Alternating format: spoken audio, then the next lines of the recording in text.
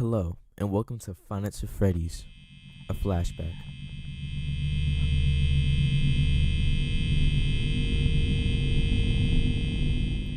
Now, Finance of Freddy's is an indie horror game survival launched in 2014 by indie game developer Scott Cawthon. This game was a well-rounded turning point for the entire horror genre at the time, as it wasn't like any other game you've seen before. You were sitting in one spot, individually, with very rare resources and very rare features. Rare and scarce, matter of fact. You had an option of a camera, two doors to your left and your right.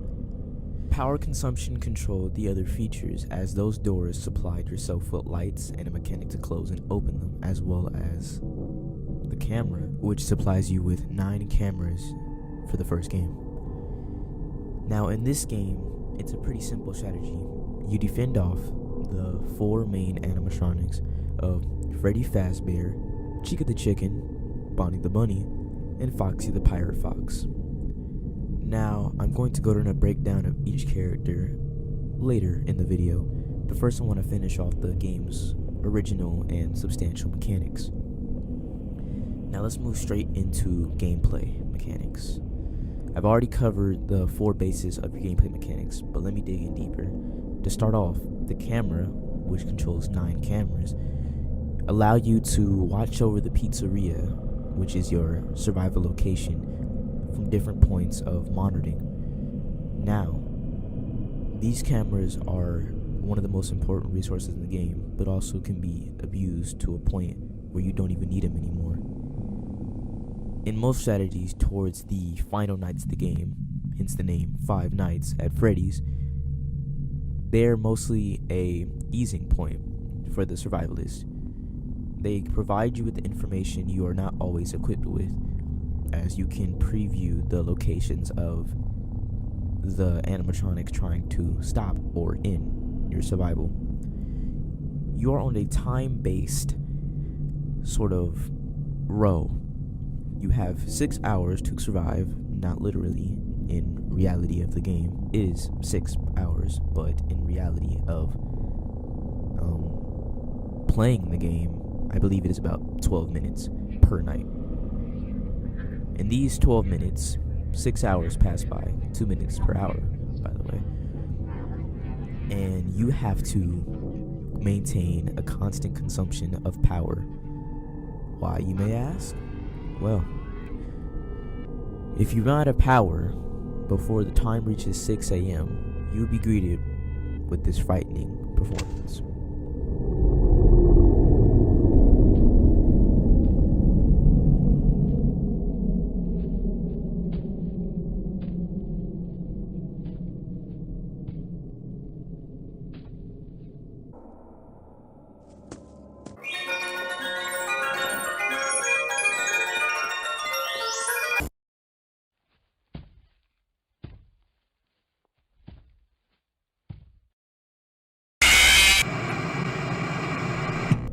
Now, people normally don't want to get scared, so what you do to prevent that, on all cases, monitor the usage of your lights, your doors, and your camera.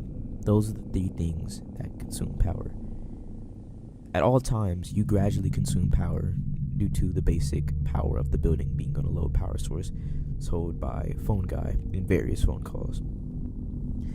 Speaking of Phone Guy, his purpose in Nights 1 and 2 are to provide you information about the company, hinting to lore, and gameplay mechanics through the also more form of lore. Also tells you why you even considered this job in the first place. You wouldn't. I'll tell you these things when you sign up. But hey, first station of the breeze. I'll chat with you tomorrow. Check those cameras and remember to close the doors only if absolutely necessary. Gotta conserve power. Alright, good night. Now, these voices are all done by Scott Cawthon that ties into gameplay, but the reason I said earlier on Nights 1 and 2 he provides them, Nights 3 through 4, the Phone Guy isn't more of a helpful resource and more of a distraction, as animatronics are allowed to move while he is talking. He also says things that don't really relate to any sorts of information providing as he starts talking about going limp to think the animatronics think you're dead, which if you try that, you would just be sitting there like a brick and get jump scared. Don't do that. Do not do that. In Night 4, it typically is a distraction of sound, but also gives you a hint of lore, as Phone Guy actually dies in Night 4. I'll play it now. You can do it. Hey, listen, I may not be around to send you a message tomorrow. It's been a bad night here for me. I'm kind of glad that I recorded my messages for you when I did. Hey, do me a favor. Maybe sometime you could check inside those suits in the back room. I'm going to try to hold out until someone checks. Maybe it won't be so bad. Yeah, I always wondered what was in all those empty heads back there. You know. Oh no.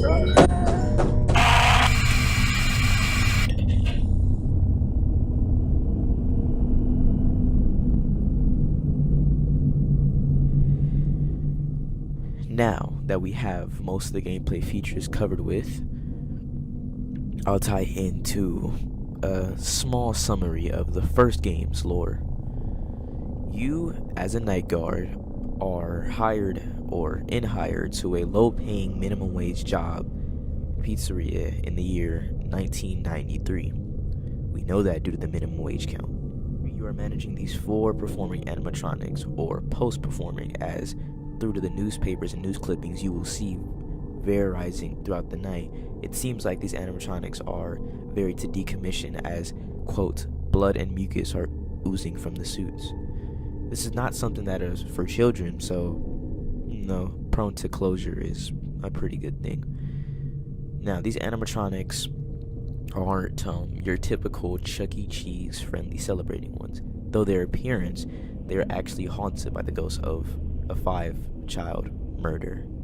The murder hence being caught, but never found on the cameras in the pizzeria. Now, these 4 animatronics each have indicative features that, let's just say are not that hard to keep track of. I'm going to go through each individual animatronic's features and how it ties into lore and gameplay both. Let's start with the most common and actually the most ferocious animatronic of the first game, Bonnie the Bunny. Now, Bonnie would be the first animatronic you see leave the stage in the first night, as when the phone call is done at 2 a.m., Bonnie leaves towards the backstage path. The backstage path then goes back around through the dining hall. Dining hall leads into the left hallway, which is the hallway that connects to your door, which then leads to your door, which where you need to use the left door, which uses power to fend him off and, survive.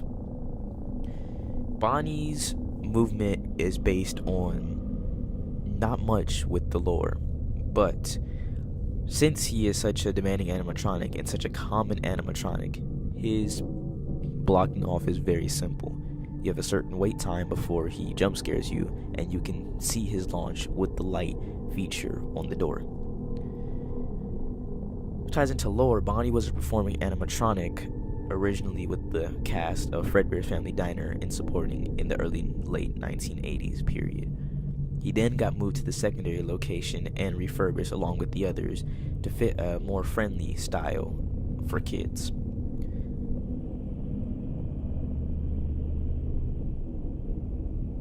Now we'll move on to Chica, the chicken. Now, Chica kind of follows the same common path as Bonnie, but mirrored. Chica, instead of taking the left path with Bonnie, as they cannot be on the same path at the same time, takes the right path throughout the kitchen, the bathrooms, the right hallway leading to your door. She also goes through the dining hall as well. Chica does not touch the backstage or anything on the left side of the building. Now, Chica's lore is primarily the same as Bonnie's, performing animatronic in the early and late 1980s, moving into 1993 with the new refurbished look, as her design, as long as Bonnie's and Freddy's, was called too creepy for children. Chica is a little different when appearing in your office or door, matter of fact. As with Bonnie, he appears with the light appears in your doorway, but Chica will appear in your right window. The fun fact about these three animatronic is when you close both of the doors and shine your lights, there is a visual cue that both animatronics are still there. Chica's being her literally in the window, but Bonnie's being harder to see as you have to look for his shadow very clearly.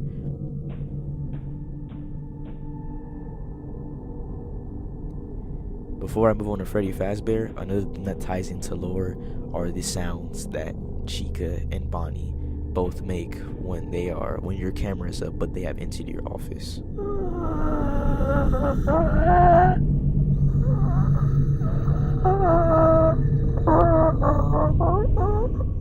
Pretty creepy. Yeah. Now we'll move on to Freddy Fazbear, the head of the show, company, and title of the game. Now, Freddy Fazbear is probably the most different animatronic, excluding Foxy, from the entire group. Freddy's whole maintaining path is he takes the same side as Chica. Only problem is Freddy likes to be sneaky. Freddy hides in every camera you see him in. Freddy hides in the main hall. Freddy hides in the bathrooms. Don't ask why he's in the girl bathroom. Freddy hides in the hallway, and Freddy hides in the corner. And do you remember how you can use a light to stop the other animatronics? Or as you at least see him before you stop the other animatronics. Yeah, Freddy doesn't follow that rule. Freddy cannot be shown in the doorway. When he gets to your door, you have the shortest amount of time to react, because if you don't, he will just jump scare you.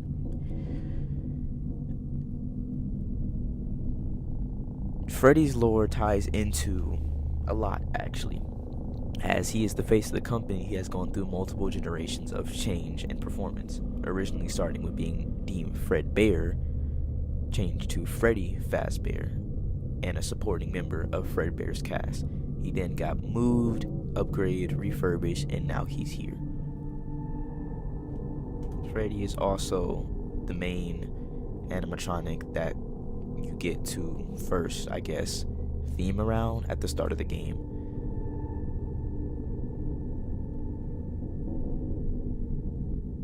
Now, I'll move on to Foxy, as I haven't talked to him as much. Now, Foxy serves a different feature than the rest of them.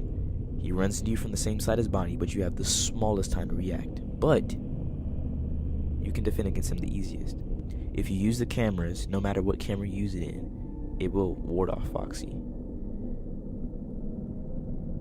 Foxy also has a running period, which is his attack period coming towards you.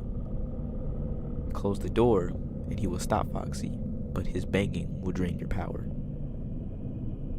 To tie in the lore, Foxy was Captain Pirate Fox, a performing with the same as Fredbear's group, shown with the TV and with the friends of the rest.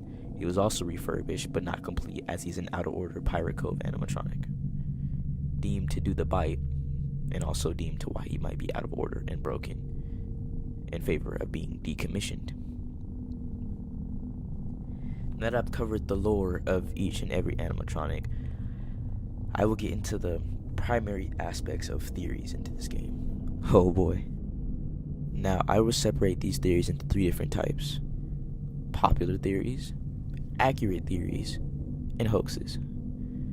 Now, some might be in two different categories, because there can be popular hoaxes and popular theories that are actually true or fair to form, as the FNaF lore is not completed.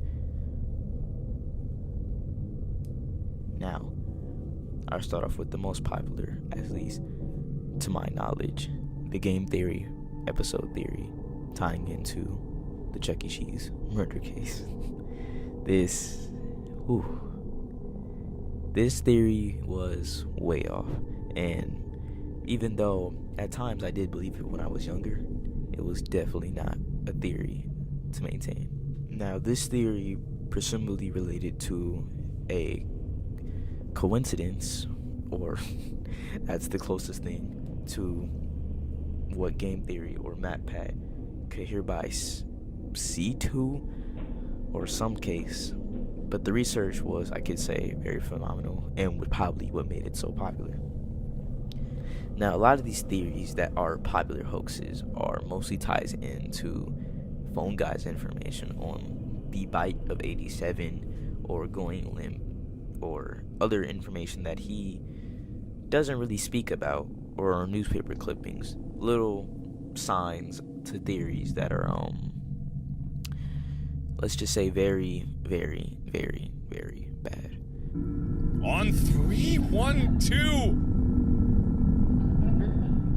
Now, another popular theory that is neither a hoax or a truth is the bite of 87. There is no hereby solve of it yet. There's been really close ones, or as we think are close ones, but no theories are so yet confirmed.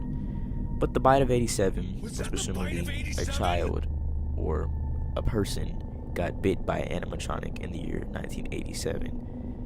Assumed by the casting of the animatronics, we can see that the bite of 87 most likely took place in Fredbear's family diner.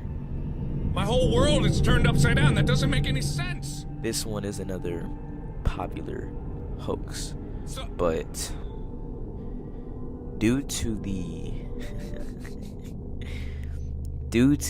jump scare of Foxy slowly peeking his head into your office, it is thought that Foxy is a good person and doesn't actually want to kill you.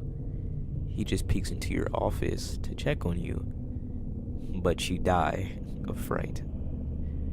This theory is way out of line. To no closer proof do we have that Foxy does not want to kill you, that he is seen running to your office at full speed, and anyone who thought about this theory is crazy. You are crazy. Now we'll move on to the believe theory section, or the true theory sections. Now, the first theory I'm going to put in this section is the possibility of a phone guy in Night 4.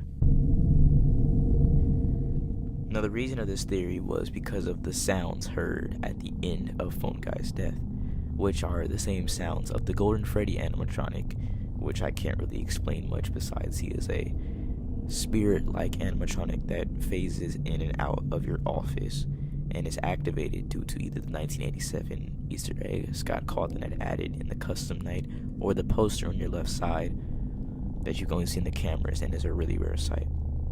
It uses the same sound of his jump scare at the end of Phone Guy's death.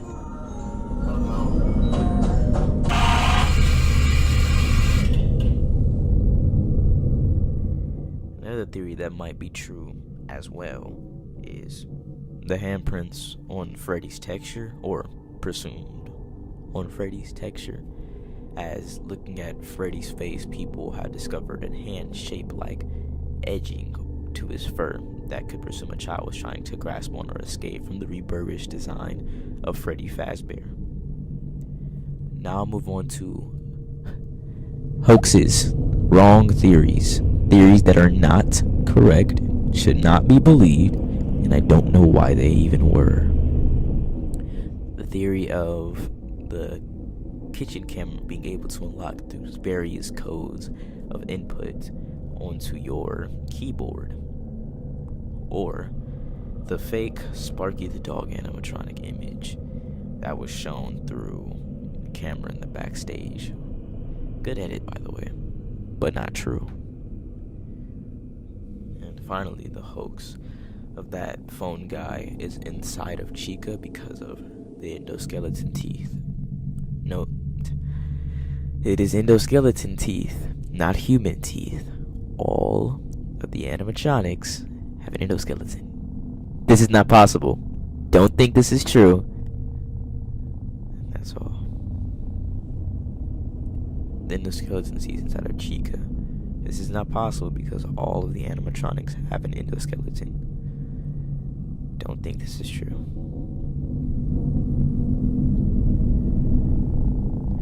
The final segment I will cover onto this video is audio.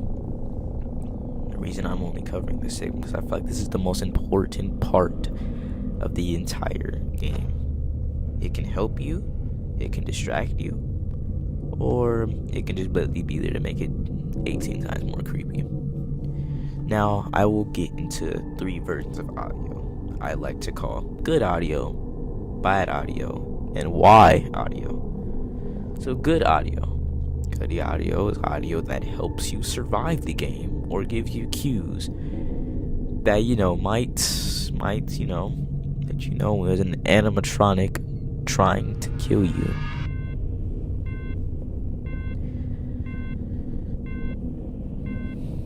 A good cue of sound is blatantly when the doors or lights close.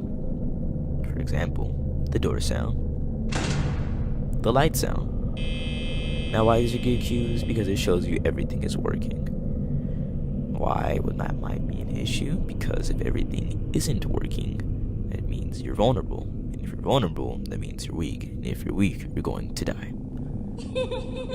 Another version of good audio is the camera sounds.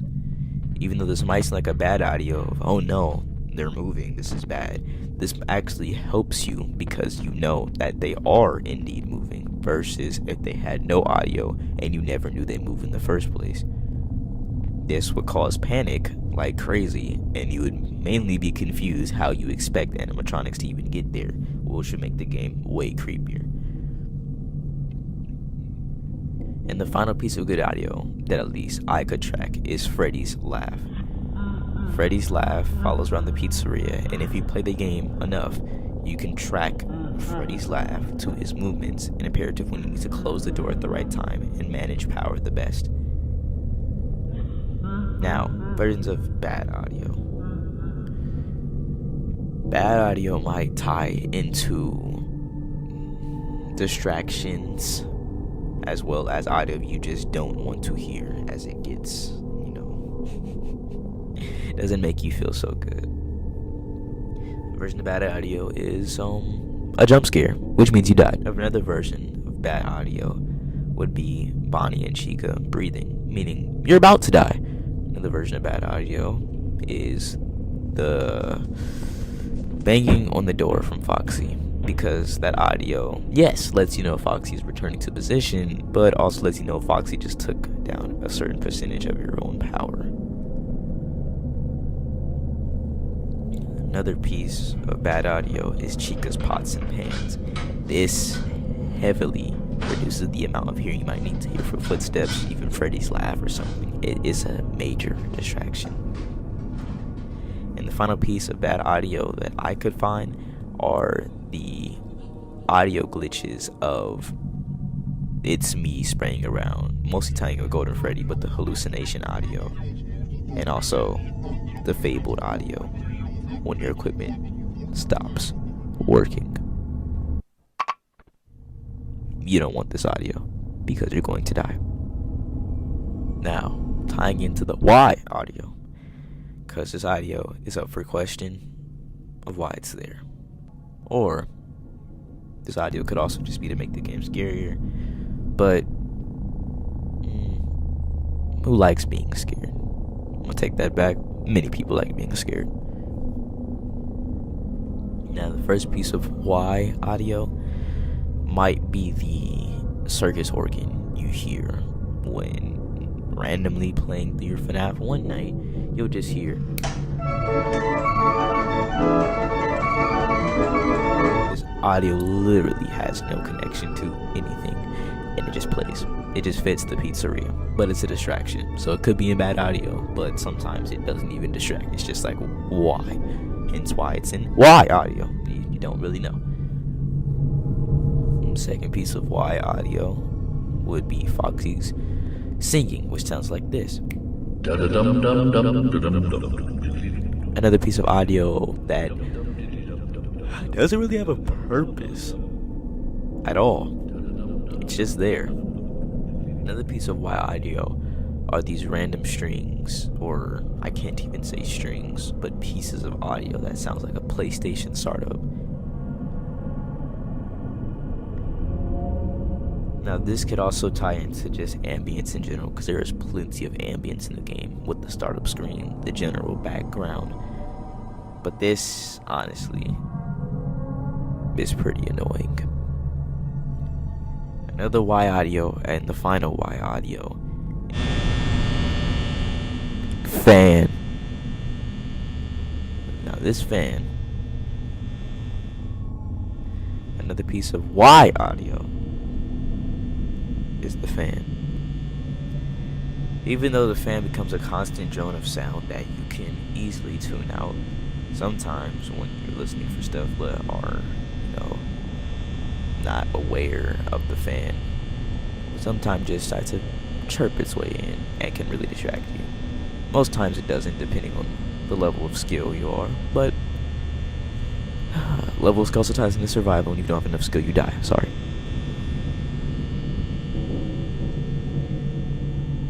Now, to the final piece of the game that I will cover is the community of it.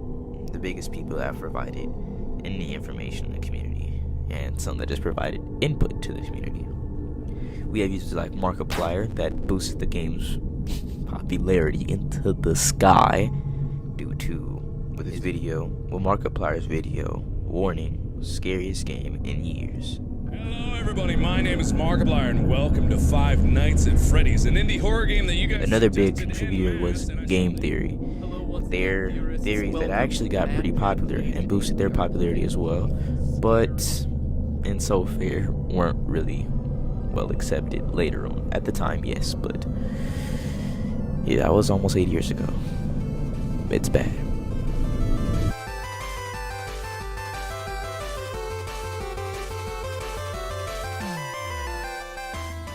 Another big contributor to the community were the multiple, and I mean multiple, songs. Now these songs produced by people like The Living Tombstone and DA Games and creators of Welcome to Freddy's or JT Machinamore, or now JT Music.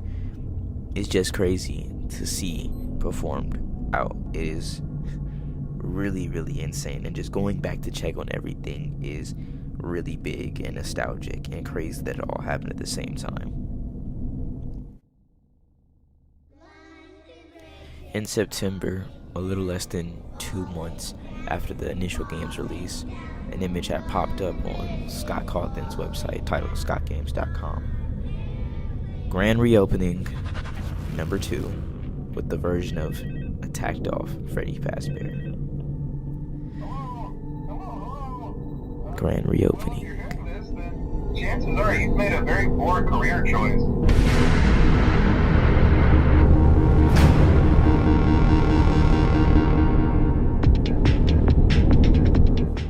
And that is all for this video, guys. If you liked it, please consider subscribing or dropping a like, or even commenting your own feedback on the video.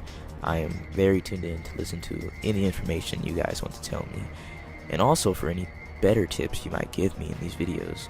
I am definitely looking forward to making another one of these, as this was pretty fun to make, and I will see you guys in the next one. Yin Yang out.